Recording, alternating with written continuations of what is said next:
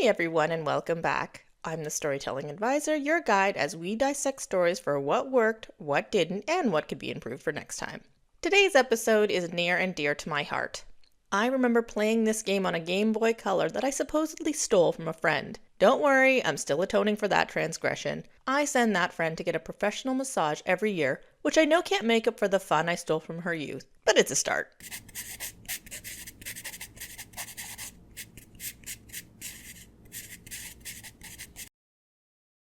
Anyway, back to our topic. Most of you will recognize this story, but only our older viewers will recall playing the handheld video game back in the mid-1990s. It's known for its cute and cuddly creatures, using a portmanteau of pocket and monster for its title, and the craze it created among children across the world that still continues to this day. So grab your favorite HMs, hold on to that SSN ticket, and choose your best roster as we jump into Pokémon Red and Blue.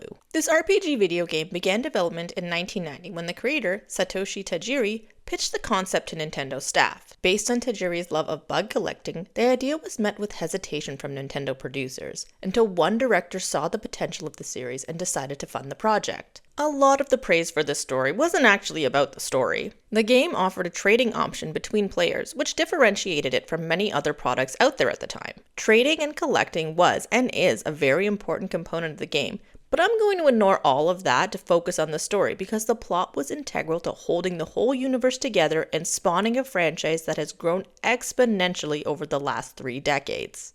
So even though Nintendo didn't have much faith in the game, they designed 151 different creatures with varying types and abilities, implemented a turn-based fighting style that eschewed the growing trend of violence in video games, marketed the game with a secret Pokémon that could only be caught by winning a contest, and the rest is history.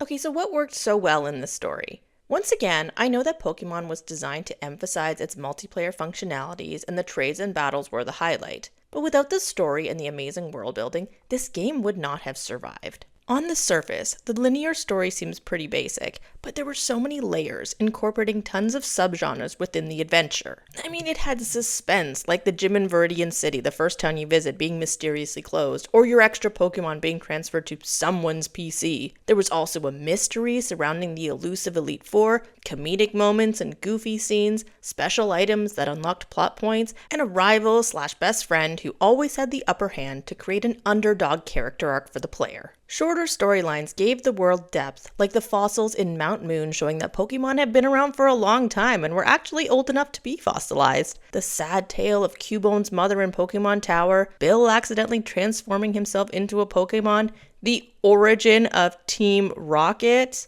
Okay, Giovanni and Team Rocket were one of the bigger storylines of the game, but they were such an awesome antagonist. Not only did they show that Pokemon existed on a spectrum, but they were also a reoccurring boss that upped the stakes for the story, opening up the world beyond simply challenging the Elite Four or wandering through the tall grass.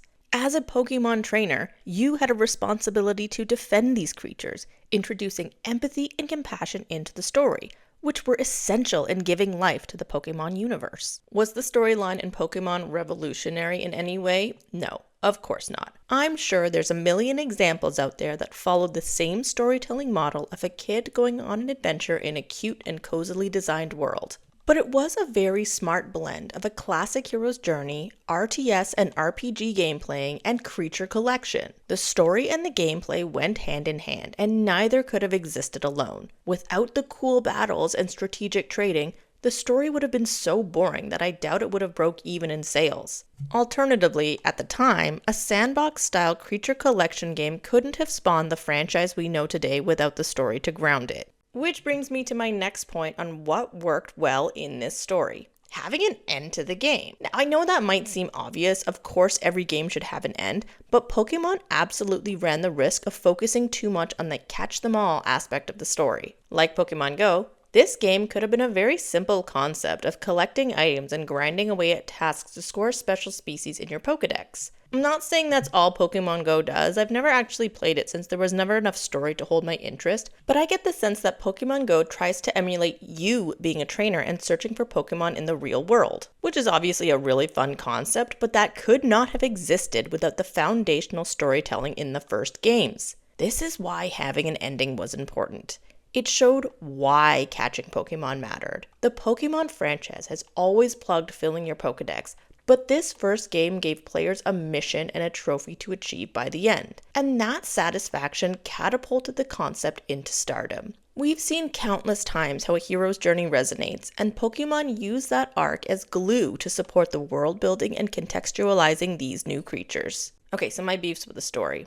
Honestly, I don't have any. Since it's made for kids, the plot didn't need to be sophisticated, it moved at a steady pace, and there's something in there for everyone to enjoy. I guess I'm just bummed because nobody talks about the story, instead focusing on the combat, trading, and collecting. But it was so influential in the Pokemon lore, even if it had crummy graphics and shoddy music. I mean, you do have to admit it was a successful story. Pokemon has since expanded into multiple mediums and tons of languages, with card games, apps, anime series, manga, movies, toys, pretty much anything. It's wild to think it all started on the 2.5 square inch screen of a handheld console on the verge of becoming obsolete.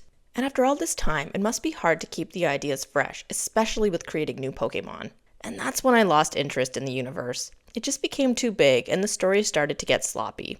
Or maybe I'm just an old person who didn't want to learn more than 151 different types of Pokemon. Okay, what do you all think about this one? I know it's a super old game, but it started the bonkers franchise we know today. It's fun looking at the origin of some of these incredibly successful stories because they have these neat serendipitous moments or risky choices that defied logic but still worked out in the end. Really, it's a lesson for all of us. Let your creativity flow and the universe will work out as it should. Thanks for stopping by, everybody. I'll see you next time. Bye!